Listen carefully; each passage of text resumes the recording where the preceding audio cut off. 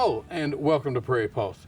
Coming up a little bit later in the show, we'll hear a musical performance from the band John Wayne and the Pain. But first, joining me now is Winnipeg author Shailene Wilbon. Shailene, thanks so much for joining us today. No problem. Thanks for having me. As we get started, tell the folks a little bit about yourself, where you're from and where you go to school. Well, I'm from Winnipeg, Manitoba, born and raised. And I go to Collège Béliveau, which is a French immersion school. And I'm in grade 12 right now, so I get to graduate this year. All right, so what are you going to do when you graduate? Well, I'm still deciding, really, because I want to write, obviously, but I kind of want a backup plan, too. So I'm deciding which university I want to go to, and I'm thinking of just, like, taking a bunch of, like, English courses and art courses. Okay. And see how that goes. Well, good. That sounds fun. But before we start talking about your book, tell us about your childhood and how you got involved in writing, I guess, at a pretty early age. Yeah, well, I've always loved stories. That was like something that I really enjoyed. So my parents would always read to me, and if we had like a presentation at school, somebody was coming to tell us stories, I would just be so excited and fascinated. So it just, once I was able to read myself, then I just kept reading and reading and reading. And eventually I decided I'm going to try and write one. Okay, well, now that's great. So, we're going to talk about this. This is your first book, we hope first of many. The title is This I Promise. So how and when did you start writing the book? I started when I was 14. I had been trying to write a book for a couple years, but I could never come up with my own idea. It would always be like a spin-off of something I had read and really liked, and then I finally came up with This I Promise, and that's where it all began. Okay. Well, with that said, obviously the title, people might have different thoughts on that. What is the book about? It's about a girl named Rose. She's a fire populist, so she can wield fire, but she doesn't know it until she accidentally frees Seth, another fire populist, from a room where he's been locked up in, and he tries to kill her using fire. But she's saved by her parents and taken to the fire populist island, which is where they generally live. And she's later betrayed by her parents, saved by Seth, and her world is just turned upside down. Yeah. Well, obviously it's a teen fantasy type novel, which are very popular these days, I believe. Is there a writer or a series of books that you've read that sort of inspired you? You've talked about that you read a lot. Yeah.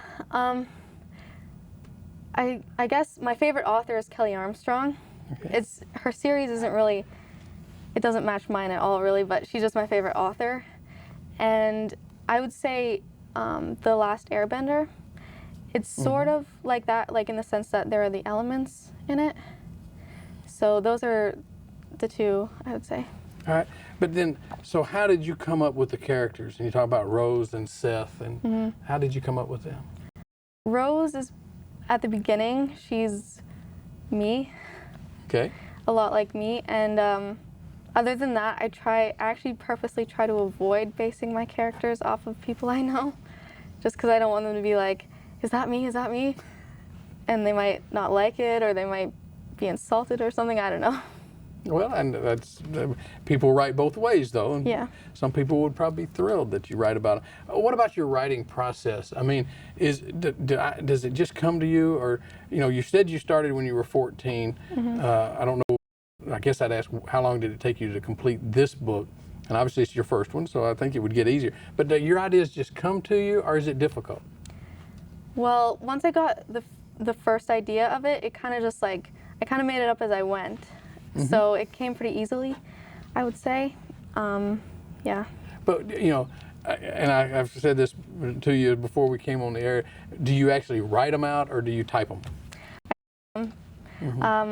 I do write, I have a separate notebook that I do write different like bits of ideas that I can incorporate later just to remember, and that, yeah, I just type it up so that I don't have to write it all down and then I have to retype it so that I can send it to publishers and editors and stuff. I just find it less time consuming that way. Well, I can understand that. One of the things that I wonder about writers is with a book like this and your ideas, and you say you're writing them in a notebook or in a whatever, do you think ahead and fill in, or do you write sort of as you go and everything happens, or do you say, I want this to happen and I'll write to that point? That makes sense. Well, with this one, I thought of the beginning, and I thought up of the love story, but I didn't really come up with a plot line. So I was like, oh, I guess I kind of need that. So I made a plot line that fit with what I already had. So that's how I did it with this one.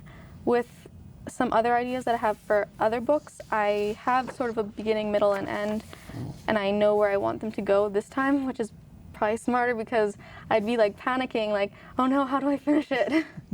Sure, that makes sense. Yeah. So who edits your writing? Well, I self-published, so I got a package that I bought because there are different publishing packages that you can purchase, and it includes different different parts, and I bought one that included editing. So my publisher edited it, and then once I got it back and went over it again, we have this family friend who's an English professor, so we got her to edit it a second time, and then in between edits, I always edit it too. Sure, but Yeah. okay, so different people look at it. Sounds like Yeah. normal process. But what's been the reaction to the book so far? It's been out about a year or so? Yeah. Yeah. It'll be a year, December 26th. Okay. Yeah. So far, I've gotten mostly positive feedback. Mostly my family and family friends have given me feedback, and they've all said that they like it. I don't know if they're lying, but yeah. And also I've gone to a couple of schools where the classes have read it, and they've all enjoyed it too. So Now, when you far, go to pretty those good. schools, do you actually speak to the class and talk about it with them, or what? Yeah. Do you? Oh, interesting. Was it hard getting it published? Can you talk a little bit more about that process? Well, I didn't even try going the traditional way where you send in your manuscript to different publishers and they get back to you and they're like, yes, no, and usually it's no. So I just skipped to self-publishing, and the process was pretty easy because you're paying for it all, so they're not really losing money, so they don't have to like gamble on you. Well, that's true. You know, I think we've asked you, you've picked a passage out or two. Can you read one of the passages for us out of your book? Sure. Maybe, we'll go from there. Okay, so it's just from the beginning. Sure. Pretty close to the beginning. I arrive home, throw my bag in my room, and find myself going back to the 3rd floor. After going through the first door and moving the dresser again, I stare at the door and it looks back, mocking me. I stand there for a while, thinking of how I might open it without my parents knowing. I'm not worried about them finding me here. They are still at work. As I'm about to leave, I realize maybe the key to the door is in the dresser. After all, the space is big and I didn't look too closely. I could have easily missed a small key. With new hope inside me, I turn back to the dresser. I open it again, and this time I look more carefully. Still nothing, but it's dark. With some hope, I run my hands along the edges. All of a sudden, I feel something. I grab it eagerly, and sure enough, it's a small key that easily fits into the palm of my hand. It seems to be made out of brass, and it looks very old. No surprise there. I move the dresser out of the way and approach the door once again, my heart pounding with excitement. I put the key into the keyhole, and luckily it slides in perfectly. I turn it and hear the little click that signifies that the door has been unlocked. I reach for the handle, turn it, and slowly open the door. Wider, wider, but suddenly the door bursts open with a flash of light that's so blinding that I have to close my eyes.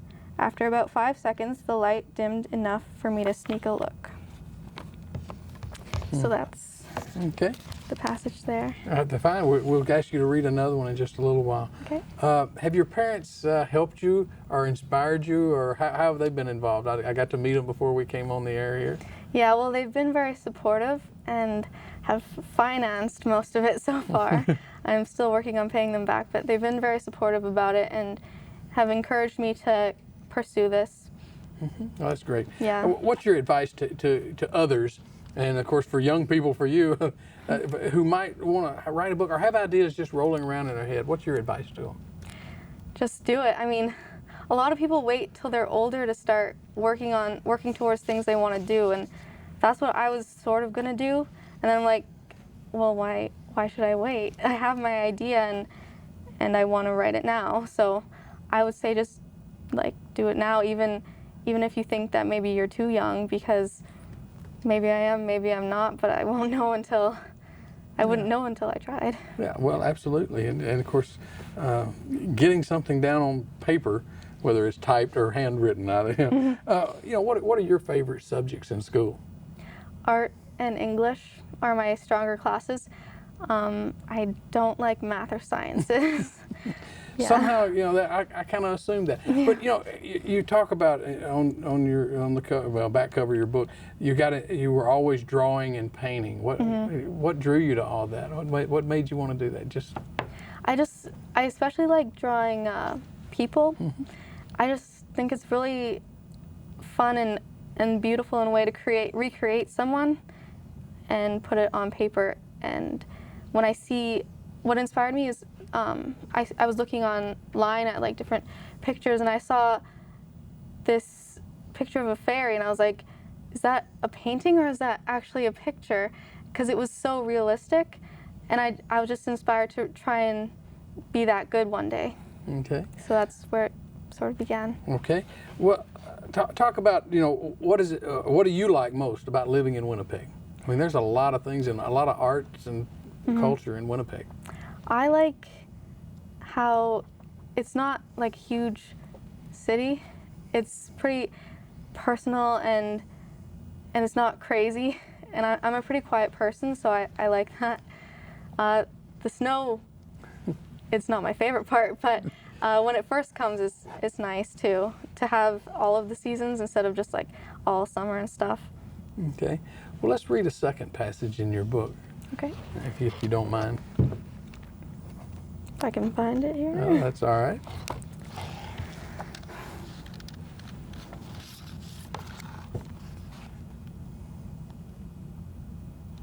My parents unlatched the clasp of my necklace and take it off. Then the guards who were walking with us grab me by the wrists. Then they lift me and dunk me into the water, with only my wrists and hands sticking out. At first I don't understand what is happening. It doesn't hurt. Then suddenly I feel this wave of pain. I let out a cry, and with it, the air in my lungs. The pain I feel is so fierce that it feels as if I am burning to death. How can my parents do this to me? I'm their daughter, I think to myself. Suddenly the hands let go, and I start sinking to the bottom. I try to propel myself up. I kick and I push with my hands, trying to reach the top, but it hurts so much and I'm getting nowhere. Just as I think I'm gone for sure, I feel a pair of hands grabbing me again. They pull me up out of the water, and the next thing I know, I'm being cradled in someone's arms. Whoever's holding me starts running. As I'm being carried, I'm coughing and trying to catch my breath. I look up and see Seth's face. I thought I told you not to go swimming, he says with that unforgettable smirk on his face. I roll my eyes, but I can't help smiling a little. So this is sort of the part where she's betrayed by her parents and Seth saves her. Okay. Yeah. So, again, Seth is a longtime friend of Rose, or? No. He was locked up in the room that the first passage was sort of speaking of for a few years, and she accidentally freed him. And he's the one, he was trying to kill her at first, and that's when her parents took her to the Fire Populous Island. Okay. Yeah. So we're going to ask you to read another passage in just a little while, so you can be thinking about that. Okay. This was your first book. You enjoy writing. Do you already have plans for a second book? Yeah, I'm actually almost done the sequel already. So, a sequel to this one? Yeah. So you think this will be a series of books? Yeah, I'm trying to make it a trilogy. Trilogy, okay. Yeah.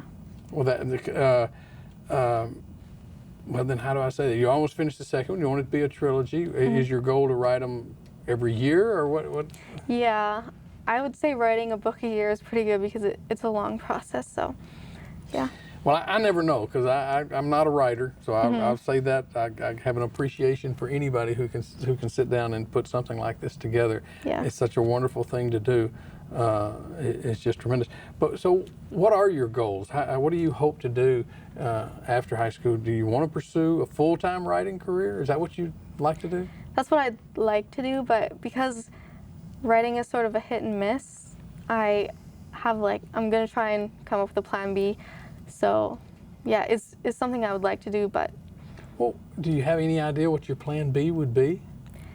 Well, like I said, I was going to try different English courses and art courses, and I was thinking art therapist, which is like using psychology and art to help people.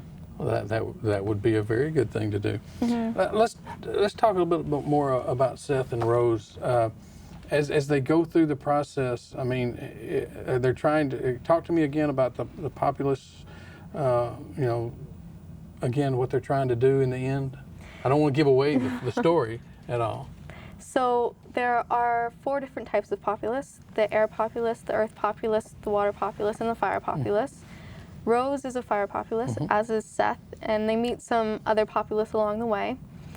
And there are demons who they're trying to like stay away from, obviously. Sure. And there's this one man, Luther, who has found a way to be able to wield all of the elements, which is not generally possible for populace.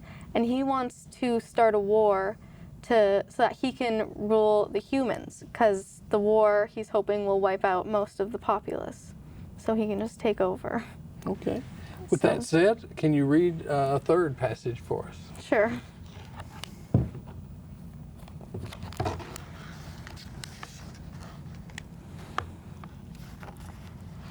I'm brought back to high alert when all of a sudden I feel the earth starting to shake beneath us.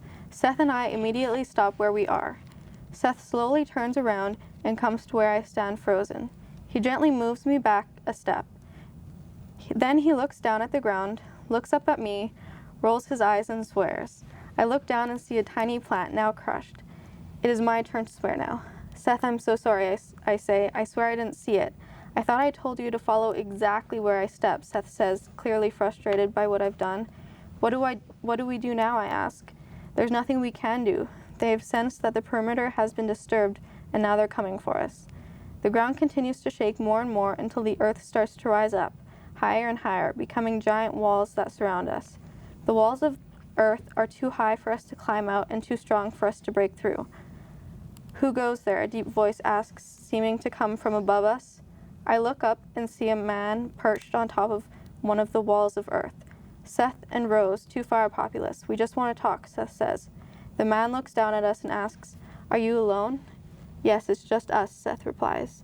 The man nods, and the walls start to lower, returning to the earth from where they came until they are gone. It looks as if nothing ever happened. We would like to speak to your queen, please, Seth says.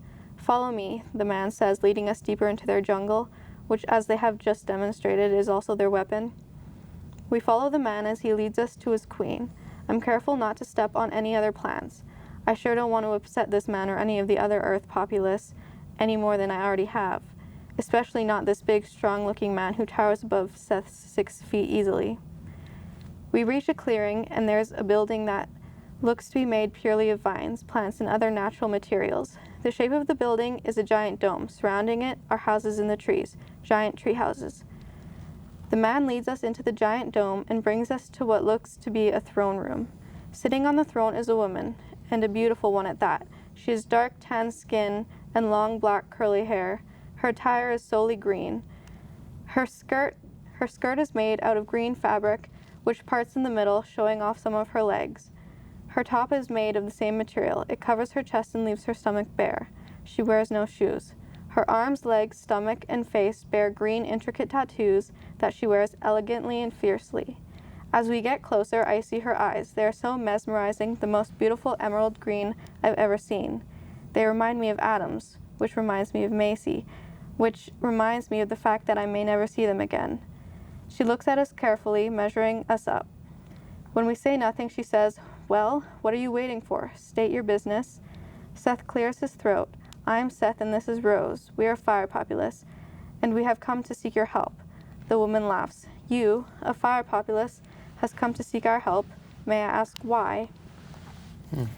Yeah. Well, we'll let people get the book to find out why. If people want to get a copy of your book, where can they go? Well, it's pretty much available anywhere online, like chapters.com or amazon.com or .ca. And it's available in stores at Chapters St. Vital in Winnipeg and at McNally Robinson, also in Winnipeg. So. Okay. Shaylin, thanks so much. We're running out of time, but thanks for joining me today. Thanks for having me. Stay tuned for more.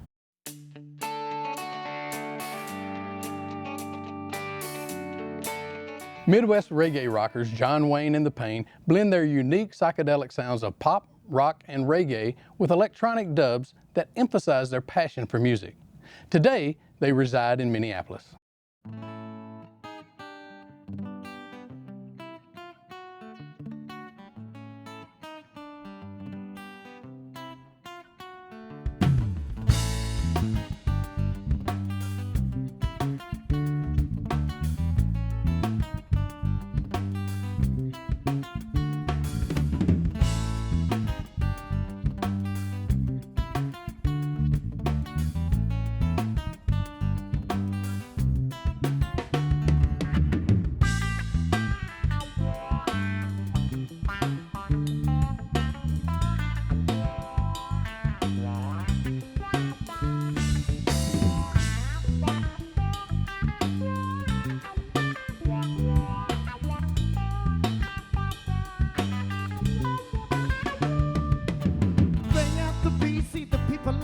I'm feeling fine for a while with the Friday night smile. Fine smelling ladies wanna drive Mercedes. If we don't make bank, they don't need us. If there's no shoes, you gotta feel. If there's no time, you need to kill. If karma's real, it's not a fake. Your destiny's what you make. So spread some love tonight, 'cause good vibes shine a light. Yeah, just season up your mind with the spices that you find. Yeah,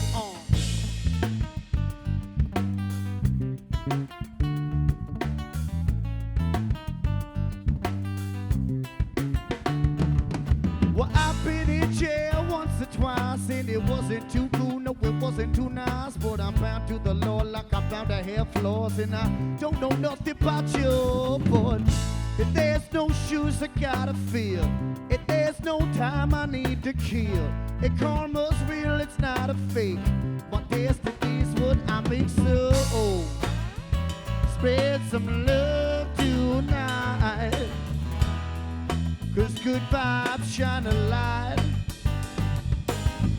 Yeah, just season up your mind with the spices that you find. Yeah,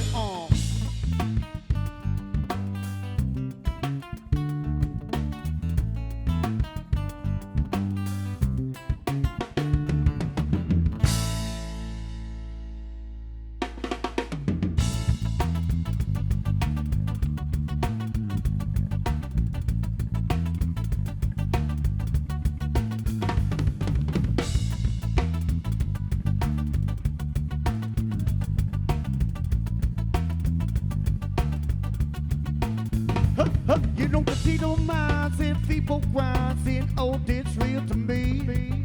Opinions slide in those of time are not what I will be. No coming up on this, say come on and shake it down. Do that happens often sound. Look at all the love we found inside this shady the town. Say look around, say look around. Inside a bubble of the code of 58103.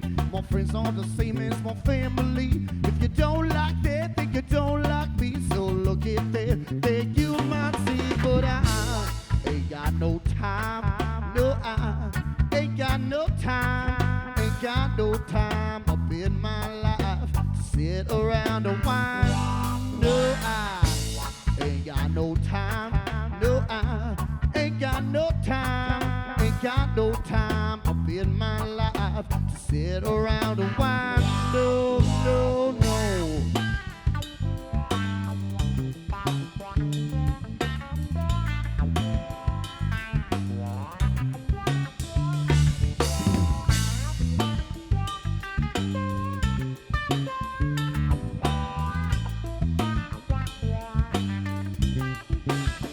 Well, I'm gonna cut love me here to the Fargo, yo, and I'm gonna get down with y'all. I came to get down with y'all, cause every time I came down, y'all get out your seat and jumped around. Every time, every day, we got the freestyle flowing. You don't stop knowing if it's nothing to deed with the itty bitty John Wayne flow. Thanks for coming to the show. Bring out the beat, see the people on the street. I'm feeling fine for a while with the Friday night smile. Fine smelling ladies wanna drive Mercedes. If we don't make bank, they don't need us. If there's no shoes, you gotta feel. If there's no time, you need to kill. If karma's real, it's not a fake. Your destiny's what you make,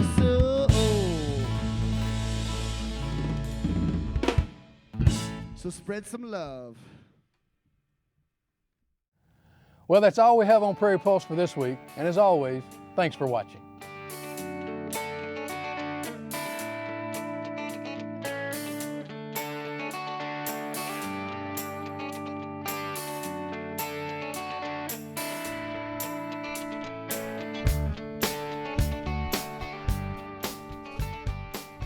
Funding for Minnesota Legacy programs are provided by a grant from the Minnesota Arts and Cultural Heritage Fund, with money from the vote of the people of Minnesota on November 4th, 2008, and by the members of Prairie Public.